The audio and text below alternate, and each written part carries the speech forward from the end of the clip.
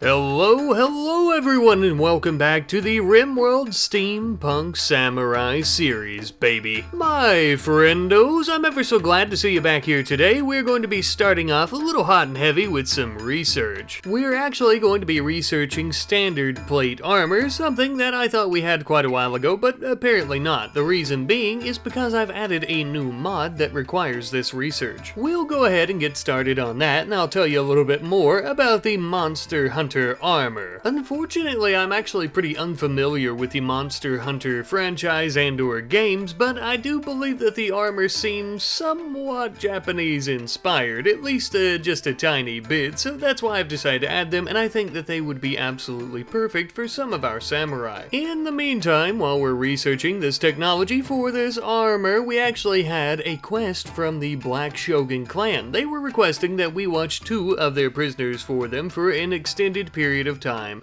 and they would actually end up sending us some soldiers to help us out with this little process. The only issue was, of course, that 2 mech clusters would end up deploying at some point, and depending on who the prisoners are, I have a feeling that their faction may end up trying to come for them. Nevertheless, though, we would accept in exchange for a rocket launcher and some other items. A few hours later, on the rainy evening, the soldiers had arrived as well as the prisoners. It would seem that these 2 prisoners happened to be part of the Mercenaries. As tempted as I was to just kill them now and take their precious armor, I suppose we'll try to hold out and finish this quest for them. They do have a disease, so they'll stay bedridden, so we shouldn't have to worry about killing them though. The leader of the Black Shogun clan though had made good on their promise and sent me 12 of their finest warriors. We shouldn't have any negative effects if any of them die under our command, so you might as well call them cannon fodder. I mean, we're not going to intentionally try to get them killed or anything like that, but you better believe that we're not going to risk our own necks when we have theirs to risk. Now, because we weren't expecting such a large increase in our population so suddenly, even if it is going to be temporary, I decided to begin building some more tents in our little mining camp here. That way we have a place for everyone to sleep. A vast majority of them would end up having some more cozy beds, though, in the southern section of the village. Almost like an entire village that we have created solely for guests at this point. Anyhow, though, we had finally finished up our research into plate armor, and we would now begin working on the Monster Hunter armor, but we're being interrupted, it would seem. An infestation, but not around our large pile of waste packs, unfortunately. No, it happens to be right in our mining camp. I would gather all of our troops, Black Clan, and our own to fight this massive bug threat. The number of insectoids far exceeding our own. We would begin using some explosive weapons from the get-go, but this ended up causing us to have to retreat due to the fact that the explosive weaponry took a while for us to aim and charge. So we quickly rushed out of the mouth of the mines, being chased by a large army of bugs. They swiftly followed us through the village as we were trying to make our way to the northern section through the tunnel. We were doing pretty good though. The only issue we were really experiencing right now was the fact that all of our samurai had been separated, but we had managed to get them back into a large group, essentially creating a giant firing squad that we could kill all the bugs with whenever they came across us. And it was thanks to this large firing squad that we had created that we were able to begin pushing our way back towards the mines and ultimately back into the mines, where we would then begin attacking the hives themselves, and where we would eventually eradicate the last remaining insectoid hives, leaving nothing behind but their delicious jelly. Now, I'm not going to pretend that that was easy, but luckily not too many of our members actually had injuries. The majority of the injuries were kind of spread across the Black Clan samurai that they had sent to us. Just as I had said earlier, they kind of ended up getting put on the front line. But now finally, with that massive distraction out of the way, we could finish up our Monster Hunter armor. This particular pair used up the last remaining remnants of our plasteel, and thus because it is such good armor, I am going to be giving it to Kona Yoshimaru, for she is the only one fit to wear this glorious armor into the heat of battle. For it is in the honor of our fallen that we adorn this armor and that we lead. May their spirits guide us ever further. Now, keeping with the spirit of making armor, we began using up a lot of zinc and tin to make some new types of armor that we could sell, and just as well we also began making more bonsai tree pots, all of which once again them we plan on selling. We're actually going to be sending out a caravan to do a bit of trading with the Black Shogun clan once more. But because we had traded with them at the end of last episode, we're actually going to have to travel a little bit further to some more settlements that we hadn't traded with so recently because the others don't have as much silver. Now, you may be wondering why I want so much silver so fast. Well, my friends, we are going to be making plenty of improvements to the village that we settled last episode, such as increasing the amount of workers. Now, this doesn't cost any silver, but we're going to be upgrading the settlement itself, which does cost silver. And after it is upgraded, we'll also be able to add in more buildings, as well as increase the military size, which is also going to cost us a little bit as well. To offset this though, increasing the amount of workers that we have in the mines at the village also increases our tax yield. As you can see, I think previously we were getting 800 something silver every so many days, and now it's actually over 1,000. Because of our newfound fortune through taxes, I also thought it might be a good idea for us to go ahead and settle yet another village, which is also going to cost us some money, but will also begin making us more, as we can see with our first.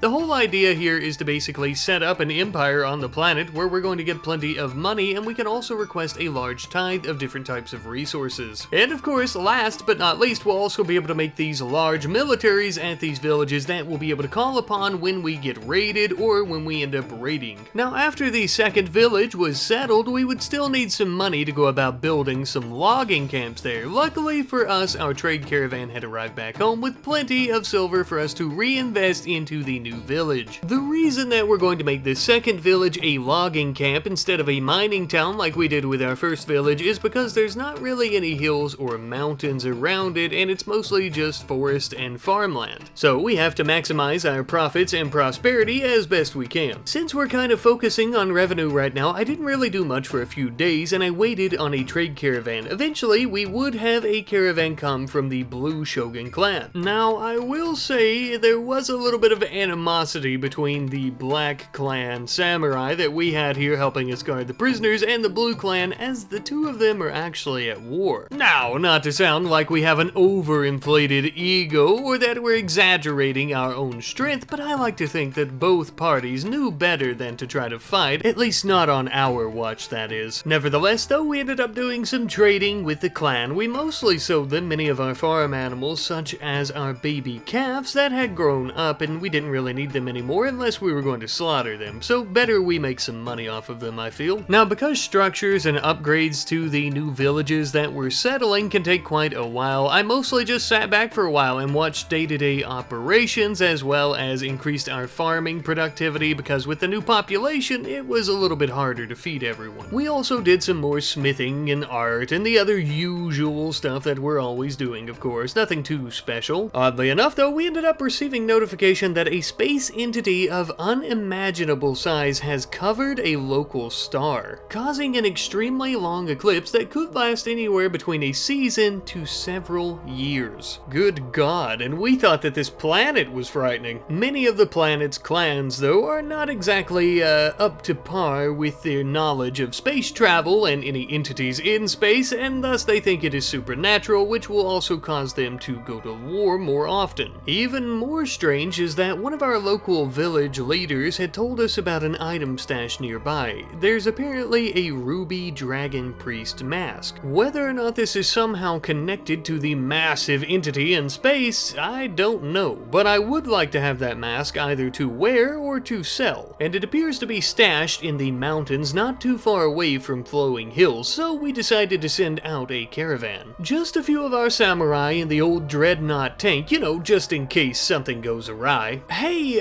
speaking of which, it looks like the space mercenaries are taking this opportunity of the darkness to try and creep up on us. It also appears that a handful of them are wearing war caskets, so this should be fun. I began bringing all of our samurai, Black clan, and our own clan to the front lines. The enemies were far too close for us to try to make a rush for our tanks right away. The only option we would have to go about doing that is to have the Black clan samurai to distract them while we made our way there, but unfortunately a massive rocket would impede my plans a bit. Reds had fallen during battle but had yet to be killed. My hope was that we might be able to make it to him if we can somehow get to our garage. We were completely outmatched. Many of our turrets fell very quickly, as well as our allies. It was at this point I realized what the mercenaries were truly doing here. They were coming for the prisoners. Our allied samurai would attempt to hold them off for as long as they could. And thank God finally we had managed to reach our tanks. And with our fleet of metallic mayhem, we would be able to change the direction of this battle totally. Even in their gigantic war caskets, the bastards would stand little chance against us. We immediately tried to rush to the gates where Retz was to try and save his life, as well as take out the remaining mercenaries. We had managed to pin them down inside our walls, and the cowards began to try to flee and run away. Funny how the tables turned. We were no longer stuck inside the village with them, they were stuck in here with us. We would try to kill as many as we could as they were running away, but we would also try to save Retz as well. Don't worry, buddy, we're coming for you. We just have a few more bugs to squash. Now that the vast majority of our enemies have fled the area or have died, it was a good time for us to jump out and start tending to Retz's wounds. Luckily, it seems he's mostly suffered a bunch of cracks to his bones and a lot of burns. It doesn't sound good, but at least he's not bleeding to death, otherwise he probably would have already died. We also had plenty of mercenaries with some decent skill sets who we could actually tend to their wounds and then take them prisoner, of course, to recruit them. Now, most of their wounds were arrow wounds or possibly charge blaster wounds, so we would stuff as much sand as we could into them. Many of our allies from the Black Clan had performed their duties well on this day, sacrificing their lives so those prisoners wouldn't fall back into the hands of the mercenaries, saving many of our lives in the process, I might add. Out of all of the mercenaries that had attacked us, only 2 of them managed to survive and were also able to be taken prisoner, or at least were worth our time taking them prisoner. The others can rot for all we care. We had also managed to save a few of our allied samurai, but about 3 or so, and that was about it. All the others had perished. Those who were still unlucky enough to be alive in our village would be stripped of their splendid armor, and then we would quickly finish them off. This has truly been a devastating battle for our entire village. Not only our village, but our empire, truly. All in all, though, even as bad as it was, none of our samurai ended up dying, and I suppose that is to be celebrated. Still, though, we do have a few other minor issues, one of which being the fact that Aoshiro actually has an infection in her left shoulder. I think she'll be just fine, but if not, we can always cut it off. Kona Yoshimaru has a pretty good medical skill by this point, so we should be able to take care of it either way. But I also have some bad news. The mech cluster that was supposed to drop nearby after we took on the prisoners finally dropped, right after we took on the very large raid of mercenaries. Among their ranks were some clockwork spiders, which I was trying to run over and or kill any way I could, but I began to realize that for whatever reason, these clockwork spiders weren't actually attacking us, and they were simply hauling wood and bodies all over the map. Not really sure why.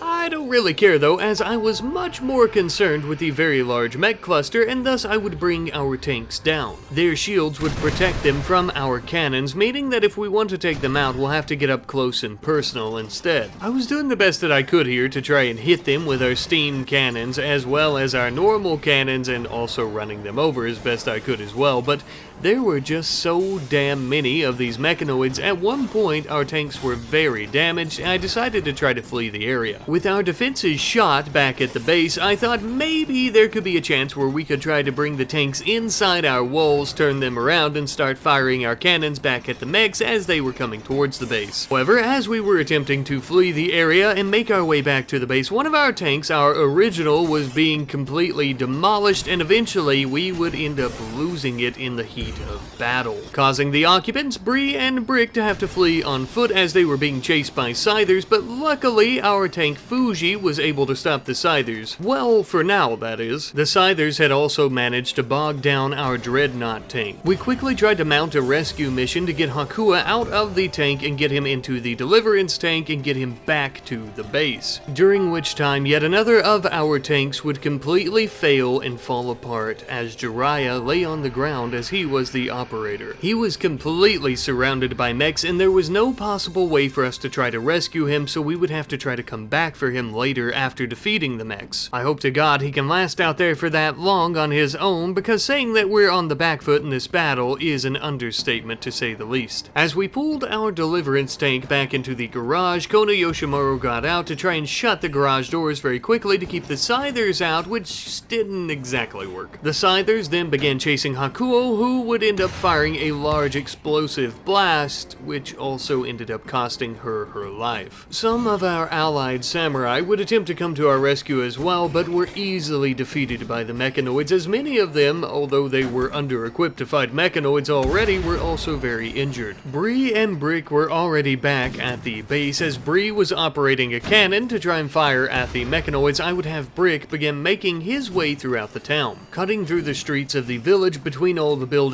just to try to get to the garage where we could begin tending to Kono Yoshimaru before she bled to death. Most of our other samurai that were still alive were currently in the hospital healing up from their injuries from the battle with the mercenaries, so hopefully they stay safe, though I didn't exactly have all that much hope as the Mechanoids were rampaging throughout the village still. Despite the major infection in her left arm, Aoshiro would manage to come down to our communications bench and try to call for aid from our allies. We were going to try to attempt to request reinforcements from the Blue Clan, as the Black Clan wouldn't send us any more than they already had to try and protect these prisoners, and also we're not technically allied with them currently. Unfortunately though, it wouldn't matter either way, as the Blue Clan put it. They stated they didn't have transport pods or anything that could get their troops here very fast due to their technological limitations, and thus we were all on our own. I had considered calling in aid from our two villages that we had recently founded, but with the lack of military equipment that we currently have for those villages, I would say that they would just simply be cannon fodder, and it would really just take my attention away from our current samurai that need help. There was a lot going on, and as you can see, if I were to take my attention away from someone like our Clockwork Bear for even a moment, we could end up losing them. We'll just need to try to defeat these Mechanoids on our own, and if we can't, we will damn sure die trying. Don't you dare count us out just yet. We don't roll over so easy. We didn't make it this far by surrendering. This village and its people are founded on determination. It doesn't matter how many tanks we lose or how many of our samurai fall, as long as there is still one of us to stand. At the end of the day, we have hope. Even as the light and the shine in our eyes and in our souls begins to fade, we will never stop trying to rekindle that flame to make it burn ever so much brighter. We may not have reinforcements from our allies, but we do have reinforcements coming from our hospital. Rets, as well as some of the Black Clan samurai, have equipped some of their charge weapons from storage, and they began making a mighty push towards the garage where Brick and Kono Yoshimaru had been pinned down for a few hours, rescuing them from that defensive nightmare. Brick would then join in with the others on making a final stand in the village. One final push to try and rid ourselves of these mechanical monsters. They did begin a mighty push back against us though, splitting up Rets and Brick once more. Rets began a retreat back into the garage with his back against the wall the entire time. Brick, on the other hand, would begin making his way back through the village and ultimately into the prison, where he had a splendid idea. You see, the mercenaries' armor here that these prisoners were wearing was much stronger than what Brick currently had equipped, and thus he would strip them and began putting it on. This much more powerful, upgraded armor, coupled with the fact that somehow Brick hadn't even had a scratch on him from the entire battle, gave me hope. Finally, with their combined efforts attacking a centipede together, Rets and Brick had finally stopped this invasion. And finally, after many hours of devastating, difficult combat in this pouring rain, we were victorious. And Rets, Brick, and Aoshiro were all heroes of legendary status in my opinion. Personally, I kind of thought that this was going to be the end. Truth be told, and as you can see from all the damage and just chaos that we've experienced, I don't think at the time that I really quite grasped just how close this series came to ending during this Mechanoid invasion. It is my belief that we were a few mistakes away from our village being completely destroyed, and our only samurai that would be remaining were those who were out traveling. But even so, with the many that are still alive, we ended up losing Jiraiya, as well as poor Hakuo, I'm afraid. We will be sure to give them both funerals that are fit for such such honorable warriors of their status, for their sacrifices allow us to continue on. With the Mechanoids finally defeated, the only thing left for us to do was to take the prisoners out to the Black Clan members who were awaiting their arrival. Our payment would follow suit shortly thereafter. I don't know if it was worth losing all our people for some gold, a bionic, and a charge rocket launcher. Actually, I do, and it wasn't, but we knew the risk that we were taking when we decided to accept the quest and the prisoners. Our caravan had finally arrived at the item stash, but I do plan on saving that for next episode, as I feel like this episode has been pretty action-packed and also just packed with a lot of stuff going on. I also need to continue working on the next episode in Laz's story as well, so this one's going to be a little short. I do of course want to thank you all ever so much for watching today's episode, and I want to assure you, because I know you guys have been providing a lot of good suggestions and a lot of good name suggestions as well in the last episode or two, that in next episode I will definitely be looking at those names and we'll start naming people and the tanks and stuff like that, and I'll dip back into the old comments as we continue building up our fleet of tanks and whatnot again. I had planned on doing the naming and stuff this episode right before the mech cluster actually dropped, and thus as to why we never got around to it, because it was a little bit intense. Again though, my friends, I want to thank you ever so much for watching, and in the future, in the next future episodes, I look forward to rebuilding our village bigger, better, and most importantly, stronger. Until next time.